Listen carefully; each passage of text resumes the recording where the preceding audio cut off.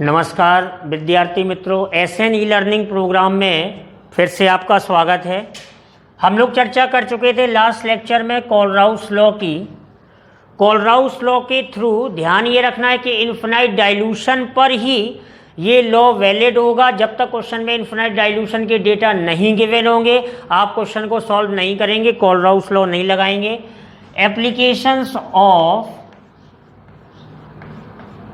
Applications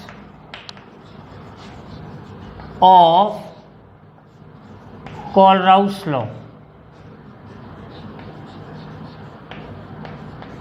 Kohlrausch law, इस पे questions आते हैं बहुत ज़्यादा। नीट और जेईई में क्वेश्चंस के लिए कोलराउस लॉ में इलेक्ट्रोकेमिस्ट्री में नर्स इक्वेशन और कोलराउस लॉ के एप्लीकेशन फेवरेट टॉपिक है सर। तो पहला एप्लीकेशन क्या है कि मैंने आपको सिखाया कि in the determination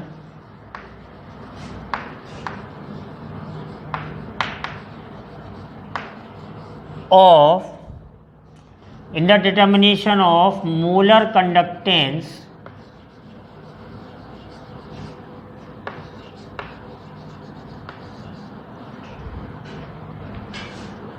and equivalent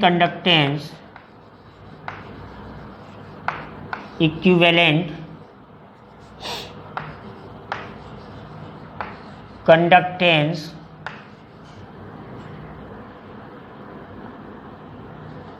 eight infinite dilution, जो कि मैं सिखा चुका हूँ। इन्फिनाइट डाइल्यूशन पे मोलर कंडक्टेंस या इक्विवेलेंट कंडक्टेंस का कैलकुलेशन करने के लिए कोलराउस लॉ सबसे ज़्यादा उपयोगी है। दूसरा एप्लीकेशन है in the calculation of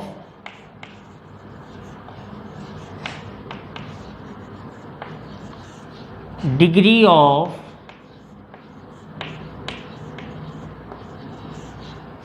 dissociation।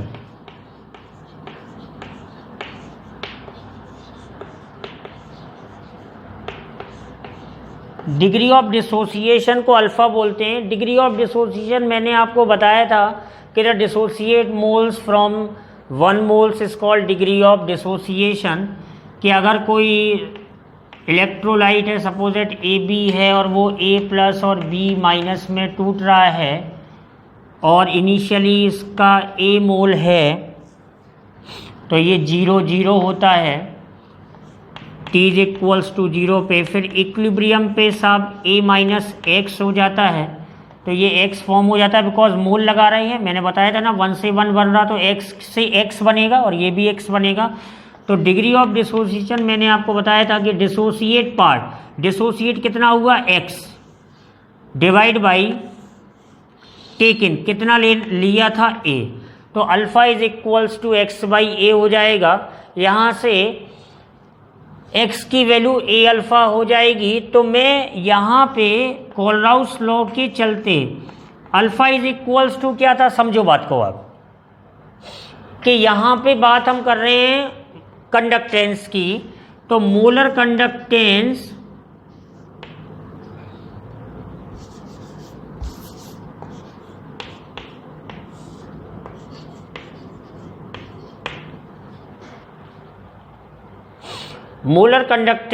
Eight concentration C divide by lambda m0, ये इन्फिनाइट डाइल्यूशन पे होगा। ये फॉर्मूला आपको यूज करना है।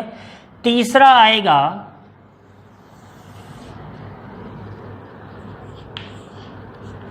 In the calculation of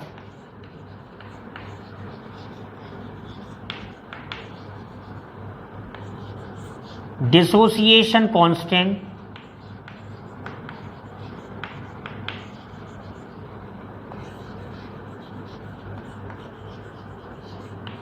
Ka। Dissociation constant Ka को कैलकुलेट करने में तो आपको पता है ओस्टवाल्ड लॉ से K इज इक्वल्स टू क्या होता है, C अल्फा स्क्वायर, ठीक है ना, K is equals to C alpha square divide by 1 minus alpha. यहाँ पे मैं इसको 1 नहीं ले सकता हूँ क्योंकि अल्फा को यहाँ पुट करना पड़ेगा।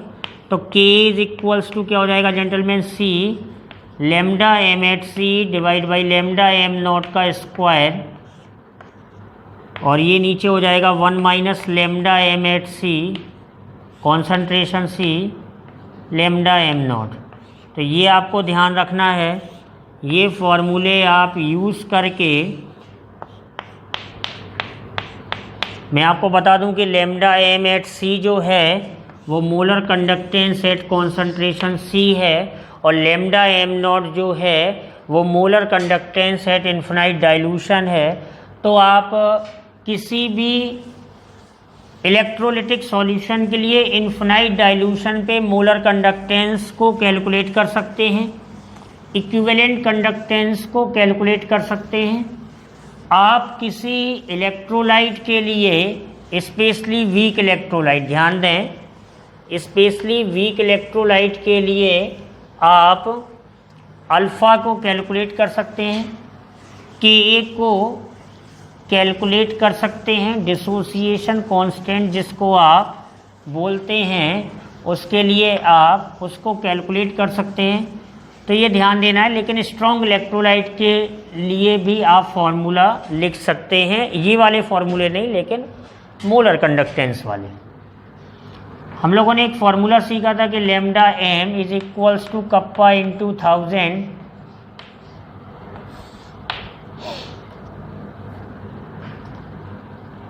Divide by molarity. तो यहाँ पे मोलरिटी मतलब मोल पर लीटर है। अगर मैं सॉलिबिलिटी की बात करूँगा तो वो भी मोल पर लीटर हमें कभी क्वेश्चन में दी जा सकती है। अगर ए बी टाइप का सॉल्ट कोई है ए प्लस बी माइनस, तो आप देख रहे हैं ये इनिशियली अगर 1 है तो ये 0 0 है। अगर इसकी सॉलिबिलिटी S है तो इसकी सॉलिबिलिटी भी S और इसकी भी S होगी। तो KSP का फॉर्मूला, ये 11th का पोर्शन है, क्या हो जाएगा, S स्क्वायर हो जाएगा। तो S का फॉर्मूला क्या हो जाएगा, अंडर रूट KSP हो जाएगा। तो हम सॉलिबिलिटी को भी कैलकुलेट कर सकते हैं, KSP को भी कैलकुलेट कर सकते हैं, क्योंकि जो है हमारे पास मोलर कंडक्टेंस होगी। मोलर कंडक्टेंस को हम कैलकुलेट करेंगे कॉन्सेंट्रेशन पे, और कॉन्सेंट्रेशन पे कैलकुलेट करने के बाद लेमडा एम नॉट से हमें कई बार पता होता है कि जो है लेमडा एम एट ये C है, ध्यान ये देना है। और हमारे पास ये फार्मूला होता है कि alpha is equals to lambda M at C divide by lambda M nought. तो इसकी और इसकी मदद से हम ये निकाल सकते हैं, और इसका फार्मूला ये होता है। तो हम KSP की भी चर्चा कर सकते हैं। These are the applications of Kohlrausch law gentleman. इस यूनिट में लगभग यही सब कुछ, आप इसी पे न्यूमेरिकल्स को डिस्कस करेंगे। यही एप्लीकेशंस हैं कोलराउस लॉ के। नर्स इक्वेशन से भी न्यूमेरिकल आते हैं। तो इतनी जितने भी एप्लीकेशंस आपने कोलराउस लॉ में सीखे हैं, इनसे आप प्रैक्टिस कर सकते हैं। और इस तरह से इलेक्ट्रोकेमिस्ट्री में ये 3 पार्ट की जो कहानी है वो कंप्लीट होती है। एक छोटा सा जो पॉइंट है वो आपको और ध्यान रखना है कि आ जाता है कभी कभी के फैक्टर्स अफेक्टिंग, छोटा सा पॉइंट है, याद ही होता है बच्चों को वैसे, अफेक्टिंग द इलेक्ट्रोलिटिक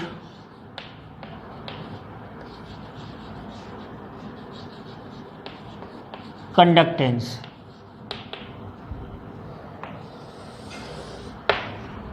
कौन कौन से फैक्टर्स इलेक्ट्रोलिटिक कंडक्टेंस को प्रभावित करते हैं? तो पहला आता है, मैं आपको बता दूं कि इंटर आयोनिक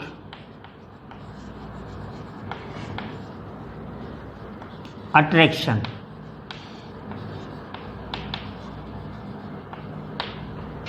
इंटर आयनिक जो अट्रैक्शन होता है जेंटलमैन, वो अट्रैक्शन आयनिक, आयंस किस में होते हैं? सॉल्यूट में। तो ये सॉल्यूट सॉल्यूट के बीच में होता है, सॉल्यूट सॉल्यूट इंटरेक्शन बोल सकते हैं।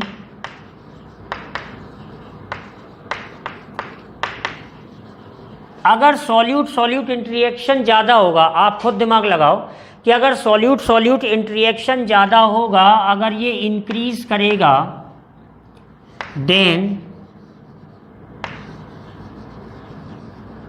कंडक्टेंस क्या कर जाएगी? डिक्रीज कर जाएगी। ये इंक्रीज का साइन है और ये डिक्रीज का साइन है। पहला फैक्टर है। दूसरा फैक्टर आएगा सॉल्वेशन ऑफ आयन।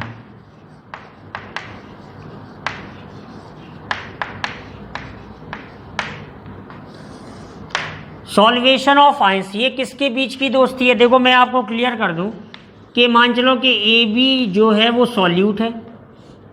जब ए बी वाटर के कांटेक्ट में आया तो ये बी ए प्लस और बी माइनस में, फिर इसकी और इसकी दोस्ती वाटर के मॉलिक्यूल से हुई। तो साहब ये जो प्रोसेस है ना, इसी को हम लोग सॉल्वेशन बोलते हैं। किसी सॉल्ट का आयन में टूटना, डिसोसिएशन। आयंस का वाटर मॉलिक्यूल के द्वारा सराउंडिंग करना, जल के अणुओं के द्वारा, वाटर मॉलिक्यूल के द्वारा सॉल्ट के आयंस मतलब कैटायंस और एनायंस को घेर लेना ही सॉल्वेशन ऑफ आयंस है। तो ये किसके बीच की दोस्ती हुई? Solute solvent इंटररिएक्शंस। इंटररिएक्शंस का मतलब समझो फ्रेंडशिप, दोस्ती।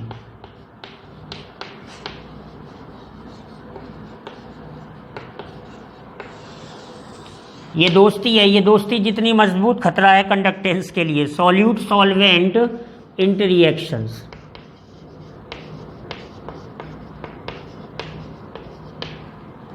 तो सॉल्यूट सॉल्वेंट इंटररिएक्शंस अगर इंक्रीज करेंगे तो फ्री आयंस नहीं रहेंगे, मूवमेंट नहीं होगा उनका, और कंडक्टेंस कम हो जाएगी। तो then conductance decreases. You can see gentleman, आप चेक कर सकते हैं कि दोनों फैक्टर से कंडक्टेंस क्या हो रही है? डिक्रीज कर रही है। अगर हम तीसरे फैक्टर की तरफ चलें तो factor number 3 is viscosity of solvent. Solvent को ही हम लोग मीडियम बोल देते हैं। जैसे एक्वस सॉल्यूशन है,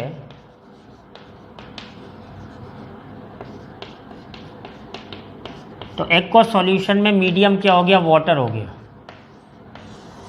तो ये किसकी दोस्ती को रिप्रेजेंट करेगा? ये रिप्रेजेंट करेगा सॉल्वेंट सॉल्वेंट की दोस्ती को। सारी बातें आप क्लियर रखें, फंडामेंटल हैं भाई, बेसिक हैं। Solvent solvent इंटररिएक्शंस।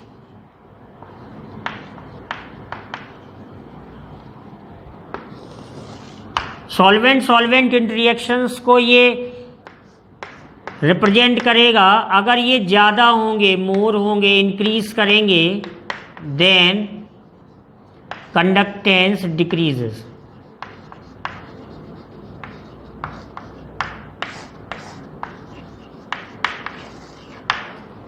जेंटलमैन बहुत ही ध्यान देने वाली बात है कि आपने पहला फैक्टर लिखा इंटर आयनिक अट्रैक्शन, सॉल्यूट और सॉल्यूट के बीच में प्यार ज़्यादा होगा, दोस्ती ज़्यादा होगी, तो कंडक्टेंस कम होगी। Solvent solvent solute solvent interactions को आपने नाम दिया सॉल्वेशन ऑफ आयंस। ये प्यार ज़्यादा होगा तो भी खतरा है कंडक्टेंस के लिए। विस्कोसिटी ऑफ सॉल्वेंट में सॉल्वेंट सॉल्वेंट इंटररिएक्शंस की आपने चर्चा की, और अगर ये फ्रेंडशिप तगड़ी है तो भी खतरा है।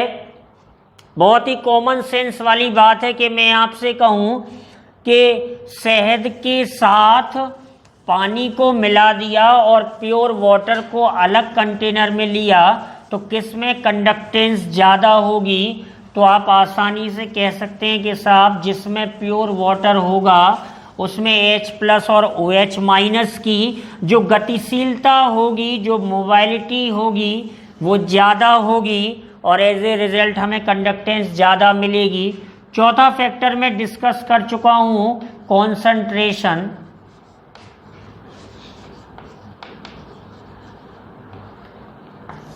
कॉन्सेंट्रेशन बोले तो C, और मैंने आपको बताया कि C इंक्रीज करता है, वॉल्यूम डिक्रीज करता है।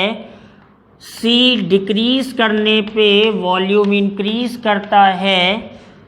देन मैंने आपको बताया था कि कप्पा कंडक्टेंस डिक्रीज करती है, lambda m and lambda equivalent दोनों इंक्रीज करते हैं। तो इन जनरल ये पॉइंट आप रेडी रखिएगा कि अगर कॉन्सेंट्रेशन कम होगा, डाइल्यूशन ज़्यादा होगा, तो डाइल्यूशन ज़्यादा होने पर आयंस का मूवमेंट ज़्यादा होगा जेंटलमैन, तो नॉर्मली जो कंडक्टेंस होगी वो क्या करेगी, इंक्रीज करेगी।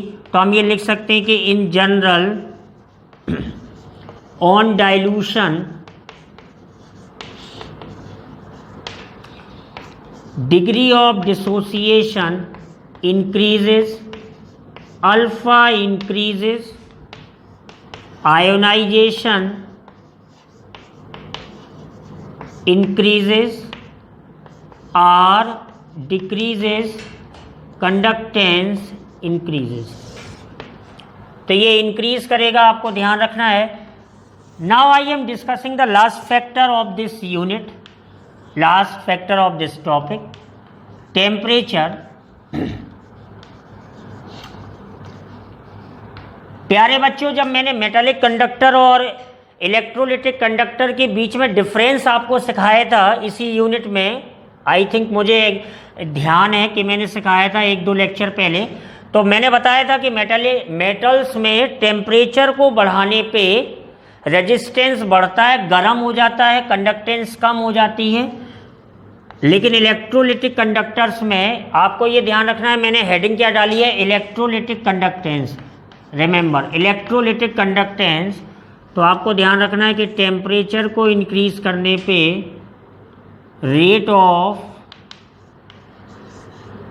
Ionisation increases. सो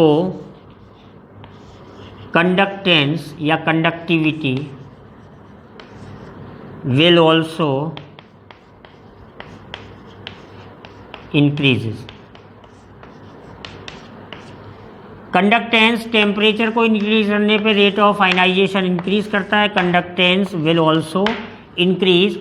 इतना कंटेंट मैंने आपको बताया। Factors affecting the electrolytic conductance, gentleman, पहला फैक्टर मैंने आपको बताया था सॉल्यूट इंटररिएक्शंस, जिसको आपने बोला था इंटर आयनिक अट्रैक्शन। दूसरा मैंने बताया सॉल्वेशन ऑफ आयंस, जो कि दोस्ती थी सॉल्यूट और सॉल्वेंट के बीच में। तीसरा मैंने बताया आपको विस्कोसिटी ऑफ सॉल्वेंट। चौथा फैक्टर कॉन्सेंट्रेशन और पांचवा फैक्टर। तो इलेक्ट्रोकेमिस्ट्री को बेसिकली आप 3 पार्ट में डिवाइड करिएगा।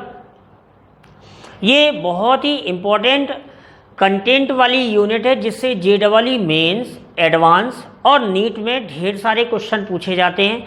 आप 3 पार्ट में इसको डिवाइड करिएगा।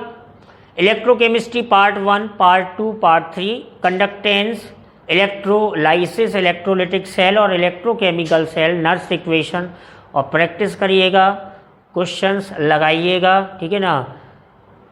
और डाउट को क्लियर रखिएगा थ्योरेटिकल पॉइंट से और न्यूमेरिकल पॉइंट ऑफ व्यू से। अब हम अगली यूनिट पे चर्चा करेंगे, तब तक आप इस पर होमवर्क करिएगा।